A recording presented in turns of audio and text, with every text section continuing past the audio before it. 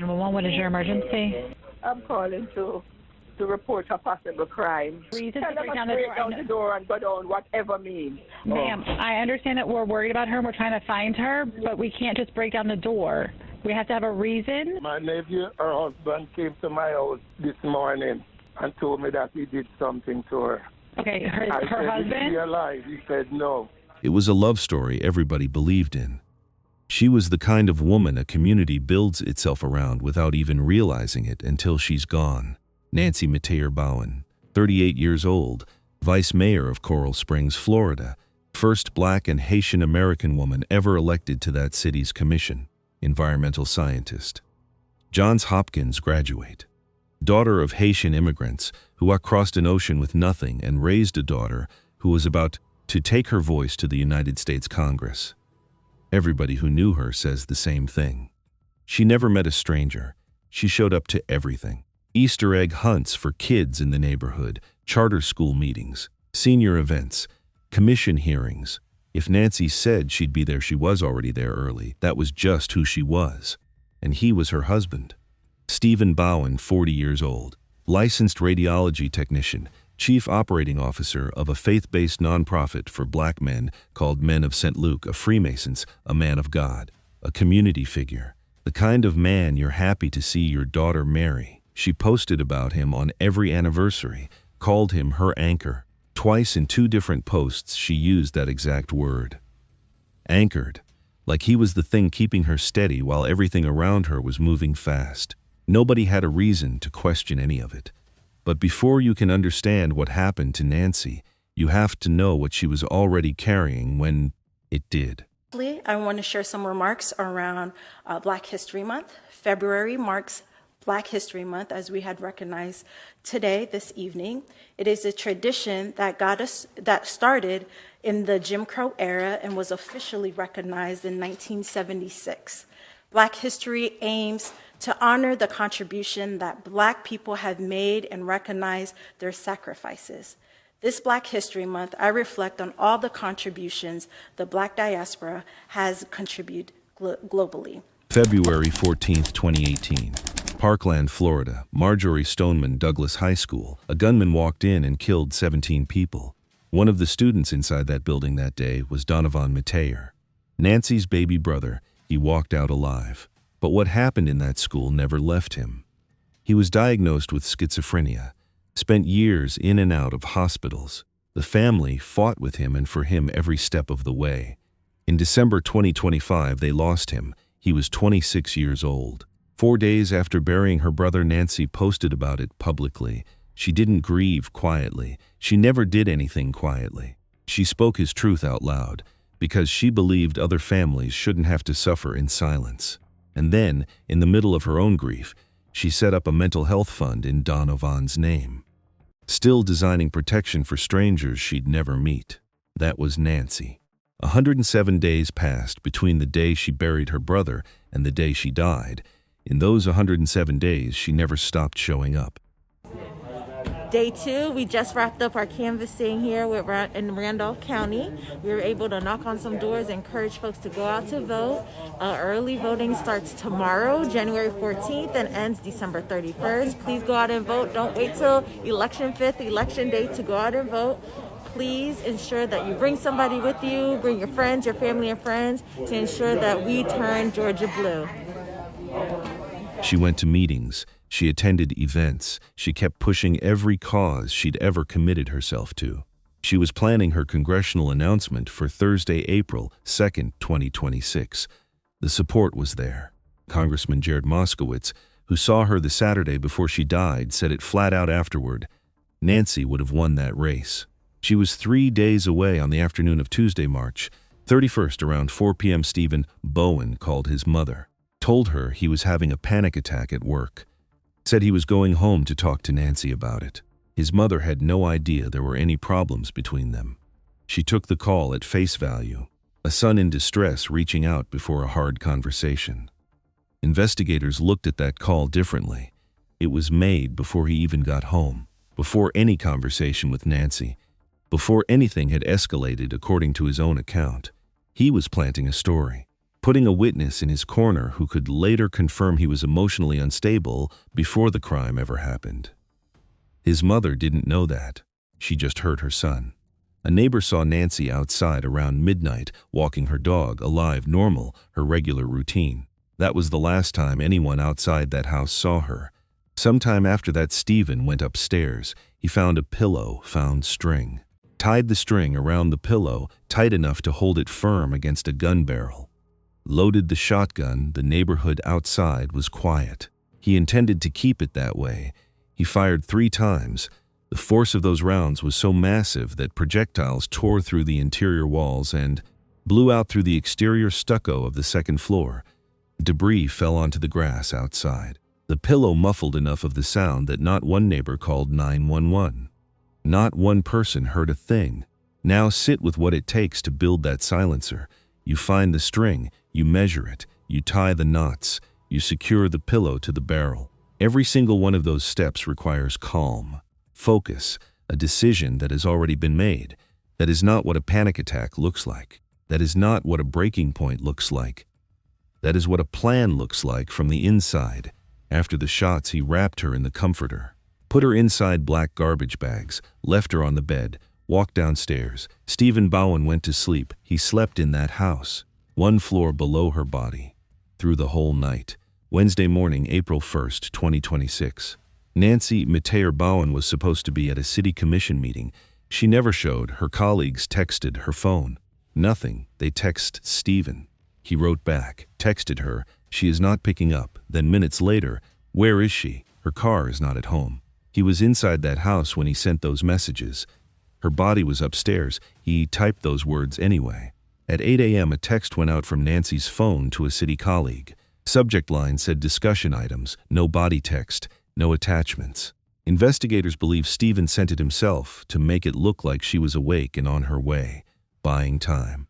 A close friend of Nancy's had been trying to reach her all morning. No answer. So she called Stephen directly. She couldn't point to one specific word he said. It was something underneath the words, a flatness, something that didn't sit right. She trusted what she felt and called the police. That one phone call, that one gut feeling from one friend who refused to talk herself out of it. That's the thread that pulled this whole case into the light. 911, what is your emergency? I'm calling to report a possible crime. Officers arrived at the house on Northwest 127th Avenue. No cars in the driveway. No answer at the door. A detective walked the perimeter and stopped on the exterior wall of the second floor. Outward damage. Fresh stucco cracked. Drywall debris on the grass below. Something had been fired inside this house. Something powerful enough to punch through the walls on its way out.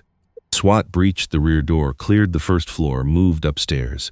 In the second floor master bedroom, they found Nancy Metayer Bowen, wrapped in a comforter, sealed inside black garbage bags, no overturned furniture, no chaos in the hallway. What investigators walked into was controlled, staged, deliberate. Rage leaves a mess. This left a bed. At 12:09 p.m. Stephen had left the house.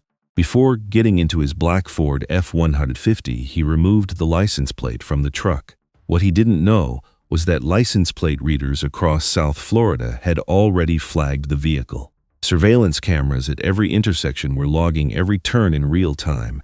He wasn't escaping. He was being followed by cameras he couldn't see and couldn't outrun. He drove to his uncle's house first. Owen Small answered the door.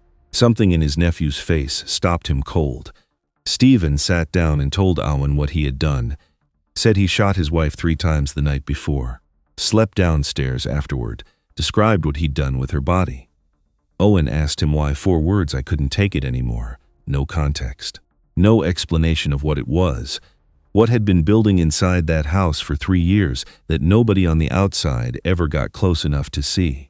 Just 4 words offered to his uncle after 3 shotgun rounds and a full night's sleep in the same building as his wife's body. He handed Owen the shotgun, asked him to hold it for a couple of weeks, said he might want to use gloves, told him he had an attorney to meet in 40 minutes left. Owen Small called 911. That call led police directly to the house. My nephew, her husband, came to my house this morning and told me that he did something to her. Okay, her I said, husband? Is she alive? He said no. What they found confirmed everything the uncle had told them. Meanwhile, investigators were tracking Stephen's truck south toward Plantation, Florida. He pulled into the parking lot of the Landmark Towers apartment complex, 12 miles from where his wife's body was still in the bed. A fellow Freemason met him there. Stephen told him they were getting together to discuss an upcoming lodge event, handed the man a bag, large, elongated, shaped like a gun case, handed over ammunition boxes too. The man had no idea what he was holding. Took the bag inside an apartment building, came back out without it. Officers moved in from every direction. Stephen looked up, saw them coming.